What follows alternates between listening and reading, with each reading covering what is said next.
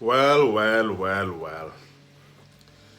The battle for quantum supremacy has just reached new heights.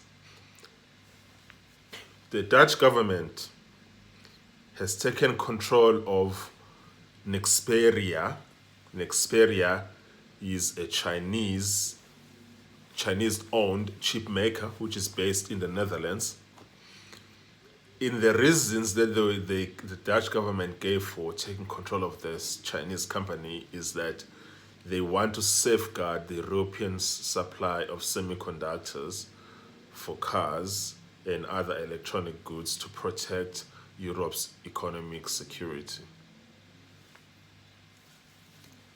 They said they took this decision due to some serious governance shortcomings and to prevent the chips from becoming unavailable in an emergency. Nexperia's owner is Wing Tech, which is a Chinese company. They stated that they will take actions to protect their rights and will seek their government's support. Wow.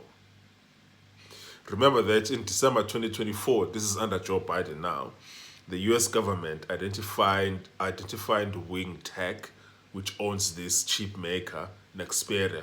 The US government identified the holding company, Wing Tech, as a national security risk.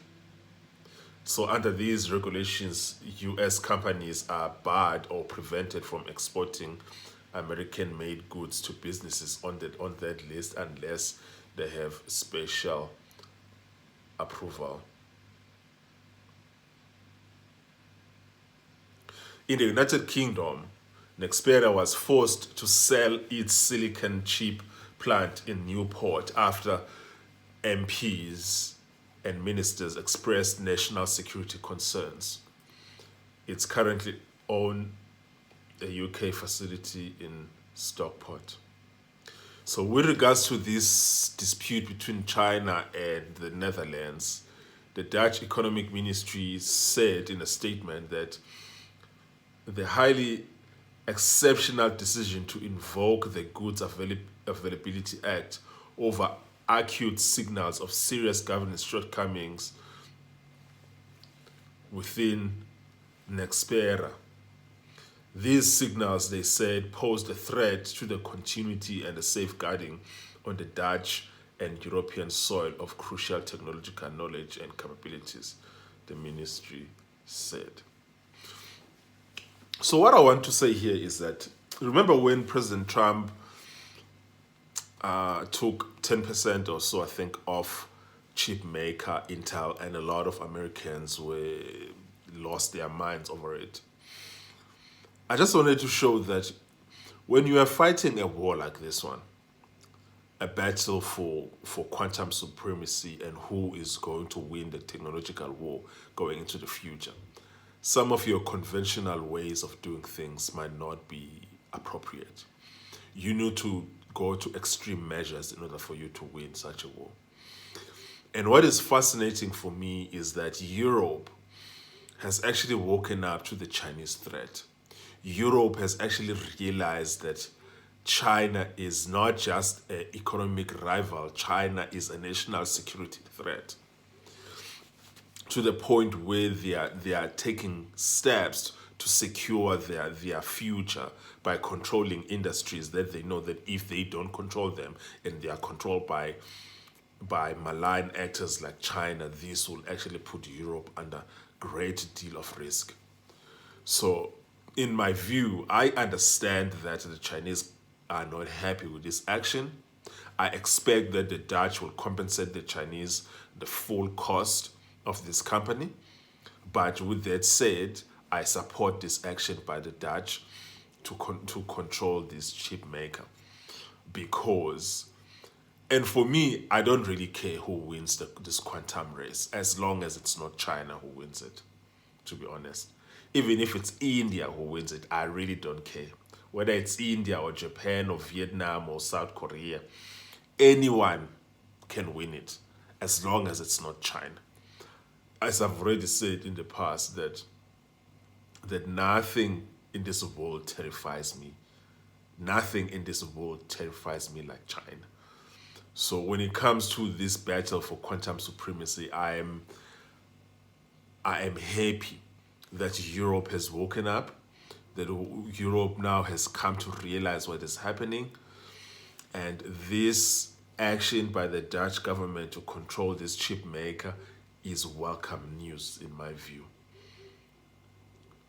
And I would hope that Europe, the US, Canada, Australia, New Zealand, including with some of friendly Asian nations like India, South Korea, Japan, I would hope that they'll start to collaborate to start producing chips and semiconductors away from China, away from this malign actor, which is China.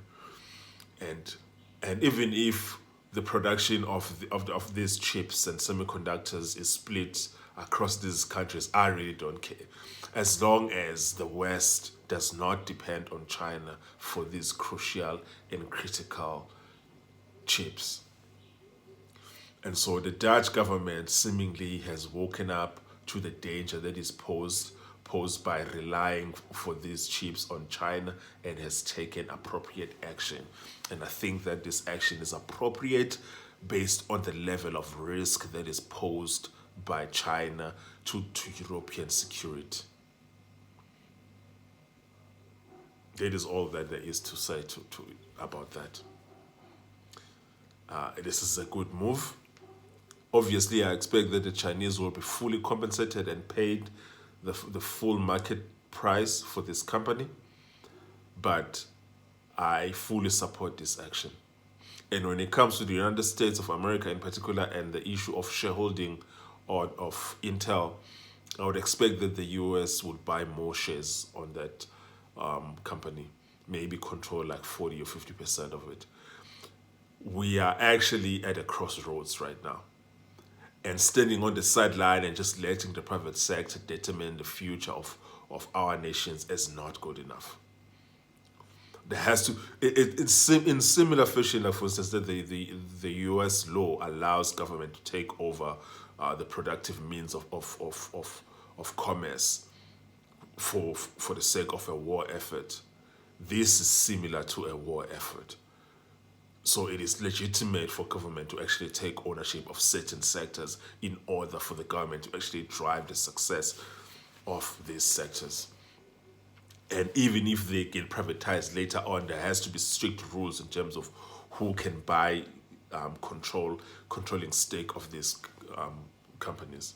Chip makers, semiconductor makers, mining companies should not be open to be bought by foreign actors who are considered not friendly to the United States or who are considered not friendly to Europe. This shouldn't be controversial. But I'm actually glad that Europe now is awake. Everyone is awake to what is happening. This actually makes me very glad, which means that we are in the fight. There is actually hope. There is hope. I'm glad because of that.